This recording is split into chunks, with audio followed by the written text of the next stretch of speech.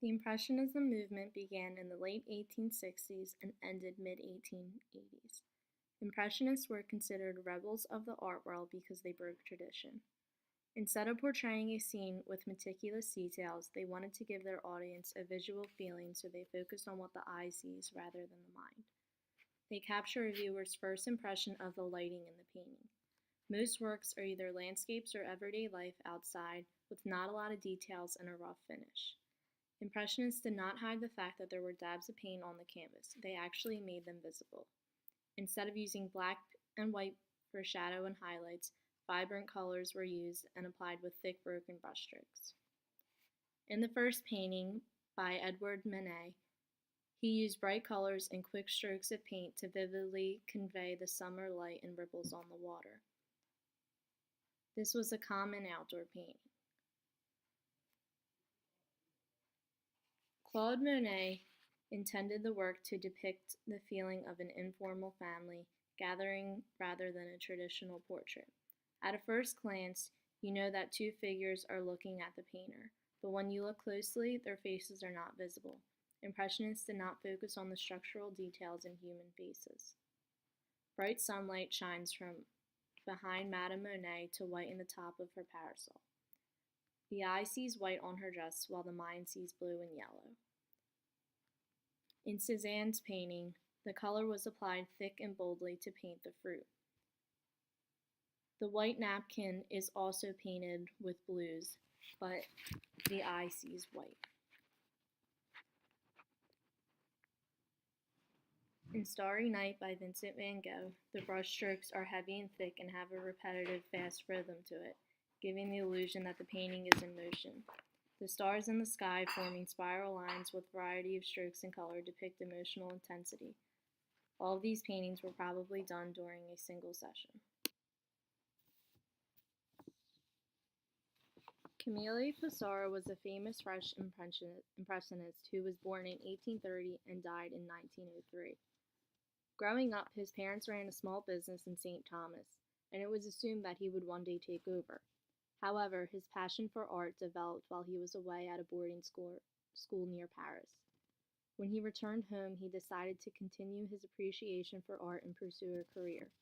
A Danish artist by the name Fritz Melby provided Pissarro with very little academic instruction, so he was essentially a self-taught artist.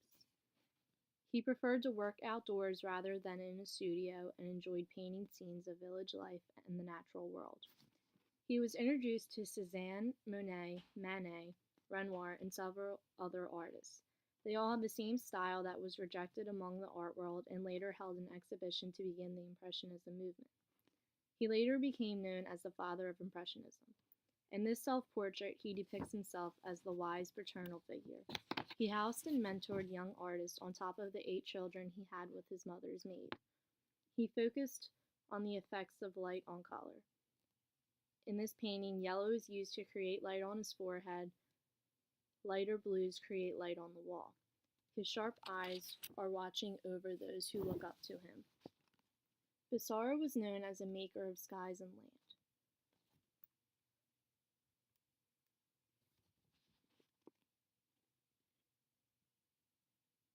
In these paintings, you can see Pissarro's home in Pointus, where he painted most of his landscapes. Wide and heavy brushstrokes used to paint the landscapes and buildings. The strokes of yellow, green, brown, and gray sit beside one another but do not blend. This created the effect of the color he wanted people to see. It portrayed the lighting in that single moment. The paths create a sense of depth and lead the viewer's eye into the distance. The way he layered his colors over top one another lets the viewer visibly see the texture that the layers of paint create on the canvas. His placement of color, along with his use of small, comma brushes, cause his landscapes to look almost like a blurry photograph. The curved and diagonal strokes are used to create the paths, while horizontal strokes create a sense of space. Another 2 oil-on-canvas paintings by Pissarro. In Chestnut Trees, Pissarro depicted nature very small. The twisted branches that lay across the canvas constrict the space.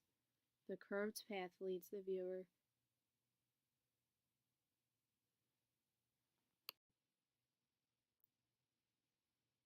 to the figures that lie in a distance. It almost seems as if the two figures are trapped. The painting was done from a bird's eye view. The sun is shining from the top right of the painting, creating shadows on the trees. He gives the ground an unfinished quality and makes the canvas still visible. Pissarro used his bright palette for the representation of natural light in his depiction of the city in Boulevard Montmartre.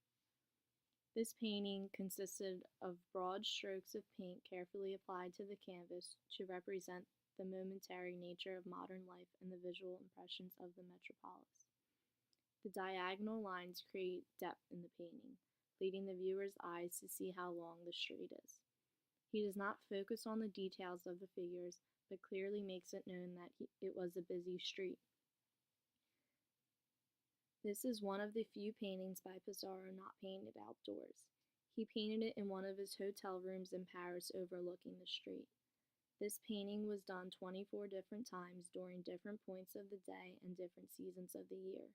The series emphasizes the changing effects of natural light upon the urban setting, resulting in an insightful reflection on the passage of time and the transformation of the city.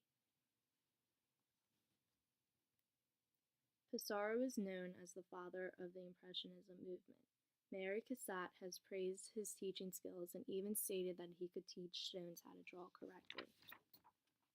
Pissarro worked with and introduced Gauguin to other Impressionists who he later developed a new artistic style suited to his temperament with.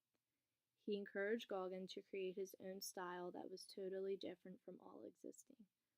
Pissarro had a great influence on Paul Cézanne. They often worked together in painting the same subjects. They worked on developing a new sense of space by regulating their brushstrokes and restricting the variety of colors on their palettes. This helped Cézanne develop a later technique which was known as post-impressionism. In Pissarro's later life, he worked with new techniques, his favorite being pointillism created by Georges Seurat. Post-impressionism is different from Impressionism because it blended colors instead of light by the eye. Cézanne once referred to him as humble and colossal, and also admired the fact that he was born in Antilles, giving him no choice but to be a self-taught artist. He once wrote to his friend, "As for old Pissarro, he was like a father to me. He was a man to be consulted rather like a god."